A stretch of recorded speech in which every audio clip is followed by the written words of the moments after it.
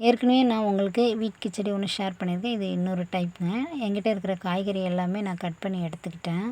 முடிஞ்ச வரைக்கும் உங்களோட ஃபுட்டில் காய்கறி நிறைய சேர்த்துக்கோங்க. வயிறும் ஃபில்லிங்காக இருக்கும். ஒரு ஹெல்த்தியான லைஃப் ஸ்டைலுக்குள்ளேயும் போகலாம். இதில் நான் வந்து வானலில் கொஞ்சமாக எண்ணெய் விட்டு கடுகு சேர்த்து இந்த காய்கறி எல்லாமே நல்லா வதக்கிட்டு, இது கூட பச்சை மிளகா காரத்துக்கு மட்டும் ஆட் பண்ணியிருக்கேன். அப்புறம் முளைக்கட்டின பாசிப்பருப்பு வந்து கிட்டத்தட்ட ஒரு கை அளவுக்கு சேர்த்துருக்கேன். நம்மளுக்கு இதுலேயும் நல்ல ஹை ப்ரோட்டீன்லாம் சூப்பராக கிடச்சிரும்.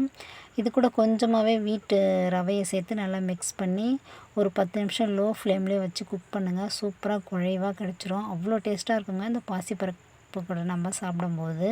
நீங்கள் பார்த்தீங்கனாலே தெரியும், இதில் வந்து கம்மியாக இருக்கும் பாருங்கள் அந்த வீட்டு. மற்றபடி காய்கறி தான் நிறையா இருக்கும். இது கூட நான் தயிரை வச்சு அன்றைக்கி ஒரே ஒரு முட்டையை வச்சு சூப்பராக ஃபினிஷ் பண்ணிட்டேன்.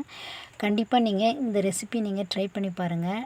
டயட்டில் இருக்கிறவங்க நீங்கள் இந்த மாதிரி ட்ரை பண்ணிங்கன்னா உங்களுக்கு பசிக்காது. ஒரு சூப்பரான ஃபுட்டாக இருக்கும். எப்படி இருந்தது என்றதை எனக்கு கமெண்ட்டில் ஷேர் பண்ணுங்கள். நெக்ஸ்ட்டு